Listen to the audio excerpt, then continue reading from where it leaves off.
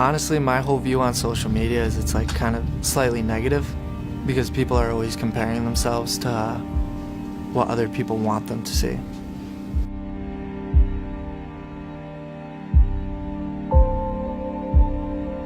It's almost like this image of yourself like on social media, and that might be different from like what's really going on inside your head, and like seeing other people maybe post, like say for example like someone studying abroad, or they're just like in like this wonderful place, and like you're kind of trying to like match up to that, but like internally you might not feel that way, so it's hard.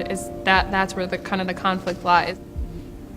I think that social media, and the more that people are using it, the more depressed they're feeling, because they're surrounded by all of these highlights that people are portraying, when in fact they are a false persona. I think social media there's a lot of pros on social media, but there's also a lot of cons. And personally, I just deleted all my social media. I just wanted to cleanse from it, just because I think at some point we all get too caught up and too stuck in the realm of what's going on through a phone screen. I think it's interesting that we're at a time where we're more interconnected virtually than we've ever been before. And at the same time, the connections that we have with each other in real, genuine, meaningful ways are withering. And I think this is affecting our youngest people most directly. The pressure to perform, to get A's, to fit in, to look a certain way, to act a certain way, to have this lifestyle that they might think is the more acceptable one to have, whether it's financial or just being involved in so many things. Isolation is one of the greatest factors that we're seeing right now.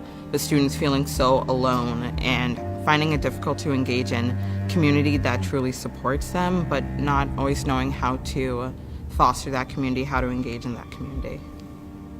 Anxiety and depression are the top reasons why students come into the counseling center.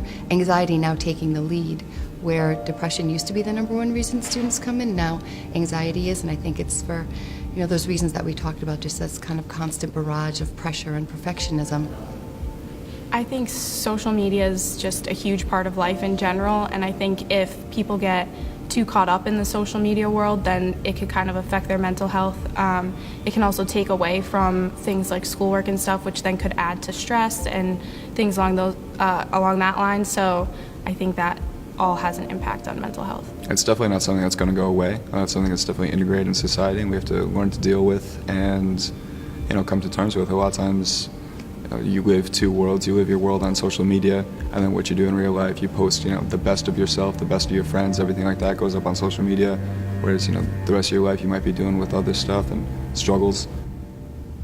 What's interesting is you also have folks like the former Surgeon General, Vivek Murthy, who is actually going around and talking about the epidemic of loneliness as being the most critical concern facing our nation right now, and that the negative effects of loneliness are essentially equivalent to smoking 15 cigarettes a day. And tragically, I think what we're seeing a lot is that students are feeling isolated and lonely and shameful of the distress that they're experiencing. The world just felt a lot smaller years ago, and now it just feels so big and disconnected. And I think as a result of that, people feel kind of small and insignificant, and I think that really impacts how they feel about themselves. Add social media on top of that, and people competing for attention from other people, trying to get the most likes and feeling popular enough and doing enough and having enough fun. And I think that people feel left out a lot if they're not included in that, or if they don't get enough likes. Somehow that's a measurement of who they are as a person, which has never, ever been present in society before.